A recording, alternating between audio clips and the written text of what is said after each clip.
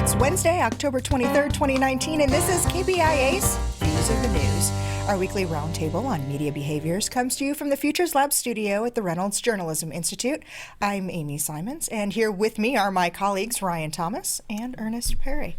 On our program this week, it wasn't hacked. Despite what you might have heard or read in some places, we're going to talk about what happened with that image that showed up online that looked like the Gentry Middle School webpage, and what situations like this could tell us about efforts to misinform.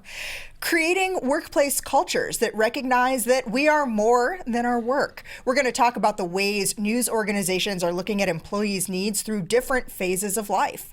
And it's time for the video game industry to face the music. Stick with us to the end of the show and you'll see what I mean. There's a lot more that hopefully we'll get to before our half hour is up today, but I wanted to start by asking Earnest and Ryan about what's been going on for the past 10 days or so here in town after a sermon delivered at the Crossing by Pastor Keith Simon. In it, he offered an interpretation of a verse in the book of Genesis and the creation of man and woman. The sermon was about 40 minutes long, and it was divisive, calling transgender people broken. The Crossing has a very large presence in our community, and it is often in the news. A few weeks ago, it received a lot of attention for a fundraising effort that wiped out hundreds of thousands of dollars of medical debt. And it's one of the primary sponsors of the True/False Film Festival and Ragtag Film Society, or at least it was. Here's True/False co-founder David Wilson. We lose something as a community if we don't extend people some grace to work through those things. That said, there's no space for hurt, there's no space for harm done to vulnerable populations and to our trans community. So the Ragtag Film Society choosing last Friday to sever that relationship. This is one of those issues that brings up a lot of layers for us to unpack here. And it's one that has also trickled down into the ways that the news was reported as events unfolded during the course of the week. The Center Project, which is an LGBTQ support and advocacy group here in town, starting a petition calling on True/False and Ragtag to cut those ties, pointing out that it was not in alignment, that sermon was not in alignment with a lot of the values that Ragtag and True/False said that it espouses. Ironically, though, that was one of the things that the Crossing and Ragtag had said had always made that partnership so beneficial, the opportunity to open up conversations between people that may have had diverging viewpoints. I think that was a point that both the representatives of Ragtag and the representative at the Crossing said was that, look, we understood going into our agreement that we were at odds in terms of how we looked at certain things in the world, and that was okay, because we could come together and at least have conversations and be able to have dialogue and support each other in certain ways. And what I'm not seeing, I won't say what I'm not seeing, but what I'm seeing very little of in what's happening, not only in the dialogue, but also in the coverage, is a really true understanding of what are the principles at the Crossing. What do they say in their faith statements, and how do those faith statements, how are they articulated when it comes to the relationships that they have with other groups outside of the church? I agree with that. I think in general terms, I saw this as the public sphere working the way it should, right? So you have members of a community, stakeholders, sort of feeling like an organization that they support is not living true to their values, to the values that it is supposed to represent, putting pressure on that organization. The organization thoughtfully deliberates and comes up with a response. I mean, that I think is that sort of democracy in action in a way. I thought that the response from Ragtag was thoughtful. It was considered. It talked about how they had this goal of talking across difference and how they valued that, but ultimately this was a divergence of values, and so I thought it was a quite reasonable response. There are some other layers that are involved here. We often talk about limitations of freedom of speech in the First Amendment. It's one of the things that has become cornerstone of this program, but that freedom of religion is also part of that First Amendment that this program does hold so dear. How does this relate or kind of come into that idea of freedom of the press as well, and where and how that all gets covered, and striking that balance of each of those competing needs or interests of that one part or aspect of what this country is even based on? Well, I mean, I think part of the issue, and this is something that journalism has struggled with for such a long time, is actually covering religion. And we cover religion as an institution when in fact the way in which we probably should be covering it is looking at the individuals who make up a part of that, who make up the religion itself, and how do they see their lives within that religion, because that's more than the institution. So, and even if you look at what's happening right now in terms of the crossing and its relationship not only with its members but with outside groups, a lot of this is individual based, and the stories need to be about the individuals involved, and sometimes move away from this institution is backing away from this institution. So if you were to be in the position to dial up the Wayback Machine and report this out differently, if you were to provide sketches of some of those people who we needed to be seeing the reporting about, who would be some of those people or those stories that you would want to see told that weren't? Well, I think the individuals, the leaders, yes, their stories should be there, and their stories are there. The leaders of both Ragtag, Sager Broadest Gallery, the crossing itself. All those leaders, they should be in the story, and they are in the story. What I think is missing is, what about the individual church members? How do they feel about it? What about members of the church who have left because they've sort of seen this and experienced it going back even further than this particular episode? Those are the stories that I think had that been part of the coverage, and it could be part of the future coverage, then you will get a more holistic idea of what's going on there.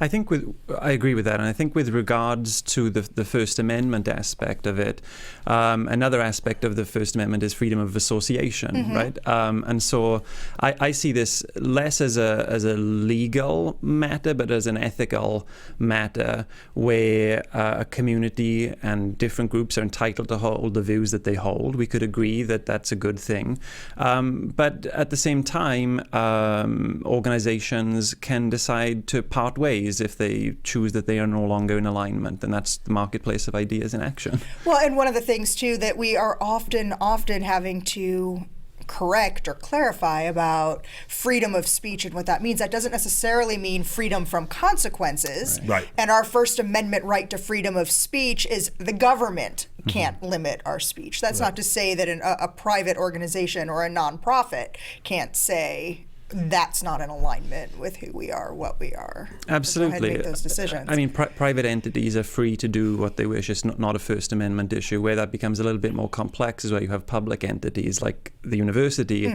or departments within the university getting involved in this discussion. Which happened too, and got a little bit messy at some point. Yeah, I mean, it did. I mean, when the theater department came out and basically in support of Ragtag and called for them to sever ties with the crossing, they didn't follow the rules of the university and had to pull some of those things back. And I think that goes to basically what Ryan is talking about. Now you're in that murky area where you start having to deal with freedom of speech issues as it relates to governmental entities. As a state university. As a state university, absolutely. Now, individuals within that have the right to do and say whatever they want, but acting in the name of the university, in the name of the government entity, now is where you're starting to tread on some very shaky ground. Okay, so there was another somewhat media-related story that ended up being part of the local news cycle for a few days last week. It was a doctored image which looked like the Gentry Middle School website and showed up on the school's Google review page. It was really a screenshot of the school's homepage that was doctored to have certain words replaced with the N-word. School officials were able to make contact with Google and have the photo removed from its servers, but not before there was a whole lot of misinformation that spread and the belief that was held that the website had been hacked as opposed to an image that had been posted that was a fake. I had been asked to go on KMIZ last week, and I did, to kind of explain how this could technically happen. The idea of someone taking a screenshot using a program like Photoshop and entering enough metadata, the alternative text that a search engine like Google searches to actually index images. And if you use the right ones and match search terms well enough, somebody types in Gentry Middle School and it's going to look like that's what's up there. One of the things that really scared me, though, about this whole thing was how quickly that idea had spread that this was a hack, and how easily people were willing to accept that as complete and total misinformation, because there was no understanding of how easy it would be to doctor the image and to spread it and to create that confusion. Well, I think, the wider point that it raises for me about media literacy, which, and we rightly focus on that at the school and university level, but we also need to think about how we make adults media literate as well and more media savvy. And so how you do that, I don't know. What sort of programming or sort of outreach efforts you do, I'm not sure. But certainly we would hope that there would be more media literacy, that they wouldn't take that at face value. To me, I think once it got up there and people saw it, they immediately said, "Okay, wait a minute, this is fake." How did and they start going to who put it up there and how did it happen and what did the school district do and what did Google do in order to get this down as quickly as possible. So I think people sort of looked at it, knew it was a hack, knew it was fake. And then started going down the line to say, okay, we got to pull this back and we have to deal with that. But to go back to your point, I don't think people are as concerned about how technically you can do these things and make them appear to be something. They're more concerned about how do we stop this from happening to begin with, and I think that's where people are with this. I agree. I think it's entirely legitimate for community members to ask questions of the school district about how this happened. That's a perfectly legitimate question to ask, and maybe the more pressing issue. Well, the thing though is that the school district had no role in this. It wasn't a case of a cyber attack. It wasn't some kind of a vulnerability in their system. It was somebody who literally called it up, took a screenshot, doctored the image, and uploaded it to a site not controlled by the school district. Right. No, I understand what you're saying. Yeah. And I agree with you, but Yeah. that's not the way the public sees it. Right, and that's the scary the part. literacy part of Yeah. it that we're talking about, is that the public does not have an understanding of that, and when they immediately see it, they think about in their mind they're thinking, who owns that page, and they're going to go to them to get answers to the question. Now, the school district should be there to basically provide that information and say, hey, no, this was not us. Someone did the screenshot. They were able to get it up on there. Google algorithms picked it up, and there you go. But that's where people are going to go. They're not going to automatically think, well, oh, wait a minute, somebody took a screenshot. Yeah. That's not where they're going to go. But I think the issue that is interesting here is just how easy it is to rig Google's algorithm, and that is alarming, right? So Yeah. And that somebody just kind of sitting at home, and for all we know, it could have been, some teenage kid that Right. was able to do that. Our next topic, not too likely to make a fellow proud to be an Astro. Last night, the team was hit with exactly the type of attention it didn't want. During the celebration after the Stros clinched the AL pennant Saturday night, Assistant General Manager Brandon Tubman targeted a group of female reporters with a profane defense of reliever Roberto Osuna. Witnesses told NPR that Tubman appeared to have been triggered by the presence of a female reporter wearing a purple rubber bracelet to heighten awareness about domestic violence. That reporter has tweeted repeatedly at pointed times during games about domestic violence with hotline phone numbers. She would do this often when Osuna would come into a game or make a key play. You see, the Astros traded for him after a 75-game suspension. that he had served after being accused of sexually assaulting the mother of his son a year ago, May.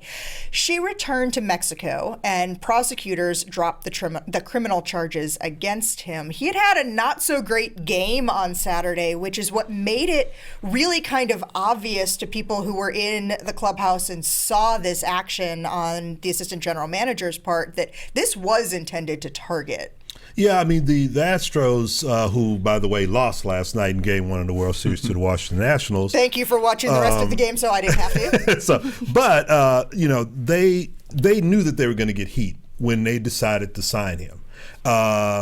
And they talked about that. And, in fact, they have gone out of their way to support various causes around domestic abuse, and they have been monitoring him along with Major League Baseball. At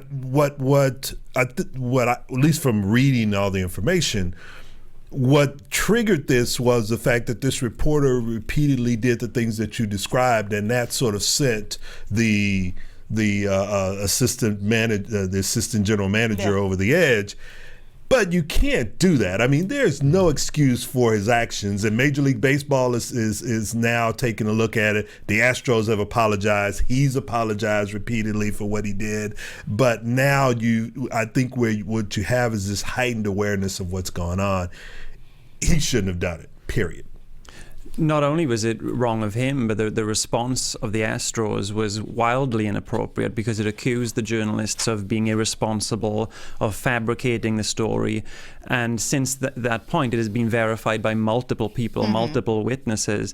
And it just sort of seems to me that this is the sort of Donald Trump school of media relations, right? Deny it ever happened and blame the journalists, when in fact it did happen. It's quite shocking, really. But not surprising. Not surprising. and now what you're seeing, I kept seeing yesterday in different areas, and I was busy throughout the day, but a lot of the reporting on this came out last night, probably around the 7 o'clock hour. But I had been seeing in different feeds, like, I didn't really care about this, but all of a sudden, I'm a Nats fan. Like, that all of a sudden, the Astros just kept stepping in it again and again, and it drew a lot of negative attention at a time when the team would want anything but. Right. And looking for that. So as we move into our next topic, I want to throw some cliches at you. Give credit where credit is due. Cite your sources. Andrew Carnegie said, "No man will make a great leader who wants to do it all himself or get all the credit for doing it." So why are some news organizations so against linking to others? Let me put this question into a bit of context for you.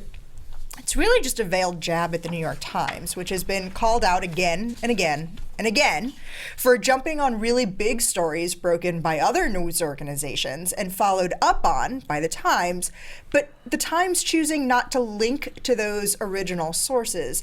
I can understand kind of that concept of not wanting to point out the good work of others, but it made a whole lot more sense in the days of really strong local print editions of newspapers, not 30 years into internet culture, where even our most local newspapers are read locally and around the globe. Mm-hmm. Well, I think linking to me it's a win-win, right? Because it's a form of transparency and showing your audience you're working, right? How you got the story, and it's a form of honesty. It's a form of humility in acknowledging others, crediting others for their work. The case against linking seems wafer thin to me. But the New York Times has been accused by other journalists of having this attitude of, well, it's not news unless the New York Times covers it. And so there's a sort of institutional arrogance that has been alleged against the New York Times here. I mean, I agree with you. And I think part of this is the fact that they've never really had a policy, which means they've never really had a process by which to do this. And this goes all the way back to, before the internet and the ability to link stories and that sort of thing. And many of the people who are there now came up through the ranks of the Times when you didn't have this kind of culture that said, hey, we're going to give the credit to the organizations that broke the story. And so now they're trying to to figure out ways to do that, but it's becoming more, I wouldn't say more and more difficult, but it's almost as if, you're going to have a wave of retirements and a wave of people coming in who understand the culture of linking before you can begin to see it on a routine basis. So ironically enough, this next topic I first read about in the Washington Post about an op-ed in the New York Times. And sure enough, in the 4th paragraph of the story, a link that takes me to, wait for it, the New York Times. But that's not my point here. My point is the person who wrote that anonymous op-ed in the Times a year ago, the person who said they work for the president but are the resistance, they're writing a book now. It's called The Warning, and it claims to go even further than the op-ed did. The book is still not going to have that person's name there. And I wanted to ask you your thoughts on remaining anonymous at the time that you're doing this in the book form, selling the story too. When I first read that, what popped up in my mind was, okay, this is a good way to sell a book.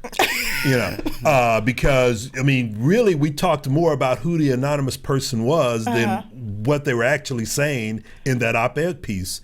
And now you're just going to double down on that with the book, where you're going to have people trying to figure out who is this anonymous author, as opposed to what is this person actually writing in the book, and is that information credible? Once they're at the point, though, where they're starting to profit, or someone is starting to profit in a different way, is there an obligation to be more transparent about who that source is at this point? Well, apparently they say they're going to give some of the profit from this to free press organizations. Some is not all, right? So clearly there's some profit left over to be made. My view about this person is that they shouldn't be called a whistleblower, but they should be called a grandstander. So they are, if they believe there is wrongdoing in the White House, they are facilitating that wrongdoing, and then writing op-eds and books that paint themselves as the resistance about it. If they feel there is such wrongdoing in the White House, we have a constitutionally prescribed mechanism for dealing with that. It starts with I and ends with impeachment, and they could come forward and help facilitate that process, rather than writing these accounts that tend to be love letters to themselves. So let's compare this to the 1996 release of Primary Colors, which was also anonymously penned. We now know who that author is, but that was fiction-ish. Right. Is that a different situation? The fact that this is a work of nonfiction, does that being anonymous bother you in any way? I still think it goes back to what Brian was saying, is that, if you have this information and it is credible information, then you should be one of the people behind closed doors at this very moment up at Capitol Hill giving testimony to the House Impeachment Committee, or to some organization within the government that has the authority to take that information, not necessarily profiting on it and building an anonymous name for yourself. That I just think, this is me personally, somewhere down the line this person is either they're going to expose themselves or they're going to be exposed, and then that's just going to take the profiting to another level. Yeah, I think now that there's a book contract that has been signed that increases the number of people who know this person's identity, it's going to be increasingly hard to keep this under wraps. It all takes is one person to open their mouths. That's right. Okay, so we have about 4.5 minutes left in the show today. A couple of quick hits. Ryan, when I was looking for topics, I saw something that piqued my interest, because it's not often that we have our Welsh colleague and friend with us, and that there's media news coming out of Wales. So it was an opportunity to ask you two and talk a little bit. There were 3 weeklies that are going to be shutting down, and 24 people losing their jobs. That number may not be shocking to people, but talk about the impact that comes from losing those publications there. It's an enormous impact, because it means there are whole communities, whole towns now without access to a daily newspaper, whereas there once was a thriving newspaper industry. Many of the same patterns about chain ownership, corporate greed, declining ad revenue, declining circulation. Not just an American issue, huh? Not just an American issue, but many countries that don't have a tradition of state support of newspapers. This is a quite widespread issue. So sad news for the Welsh newspaper market. So tell me, just in a couple of seconds, what does the Welsh news audience have to serve it at this point? What will remain? There are some regional newspapers that are shells of them of their former selves, covering more of a geographical area with fewer people to do it. The Welsh government has provided targeted funding for Welsh language media, but it's very small in scale. So it's a mess, is the short version. Okay. Something else to call out from the United Kingdom. This is a call out in a good way. Channel 4. Talk about seeing its employees as more than just the work or the mission. It's the first that I know of to create a formalized company-wide menopause policy. As part of it, additional support for employees experiencing symptoms such as hot flashes, anxiety, and fatigue, offering flexible work arrangements and paid leave if they feel unwell due to side effects. There's also a cool, quiet workspace for people who need a temporary change of environment. Maybe it's because I'm getting older, but my first thought was, how cool is this? And at the same time, I'm reading about comparisons of U.S. companies and family leave policies and the gigantic disparities across companies here. Yeah, no, that's not anything new. I mean, when you go overseas, in particular in Europe and other places in Western Europe, you see this, but when you come here, you're shocked by the fact that we don't have these things, and in the media industry, it's even more paramount. And part of it is the employees themselves, because they push themselves to be on air, on deadline all the time, and that's not conducive to a family-friendly environment. Yeah, because of the lack of state support in the US relative to European countries, it places much more pressure on individual news organizations then to have their own policies. And as we saw, there was a whole lot of variation amongst those organizations. Okay. And last thing we're going to squeeze in here before we go. Some of our old favorite TV shows we're not finding streaming anywhere. We can't find them on video. How could that be? We've talked about my love for Murphy Brown, The Wonder Years, China Beach, things we've lost and can't figure out why. It's because of all of the licensed music in it. They're just too expensive to bring back. And now we're starting to find that music licensing issue is finding its way into video games too. Yeah, I mean, they need to do much more work on this, and I think part of it is actually changing the laws to make it viable, but no one's picked up the mantle to actually do that. So now they're trying to do it individually with contracts and that sort of thing, and it's just been difficult to do. Yeah, and incredibly expensive, incredibly complex, right? The composition has one set of rights, the recording has a different set of rights, multiple copyright holders. If they're based internationally, then they're subject to a different set of copyright laws. It is also, but that's also a mess. Two messes. Two messes, three messes, four messes. Right. Well, we are pretty much out of time for this week. I'd like to thank you for spending the last half hour with us. You can read more about each of the topics we talked about today. There's a lot more since we crammed all that in. It's on our links blog that you can find under both the programs and podcast tabs at kbia.org. We're also available wherever you get your podcast downloads, including iTunes, Spotify, and Stitcher. Like us on Facebook or follow us on Twitter. Our handle is @ViewsOnKBIA. These are all great ways to watch and listen to our program again. Leave us comments, questions, see previews of what we'll be talking about next time, and more. Our thanks to RJI's Travis McMillan for directing today's show, and to Aaron Hay for handling the audio. Tim Pilcher composed our original theme music. I'm Amy Simons. We'll be back with you in about 2.5-3 weeks with another edition of Views of the News.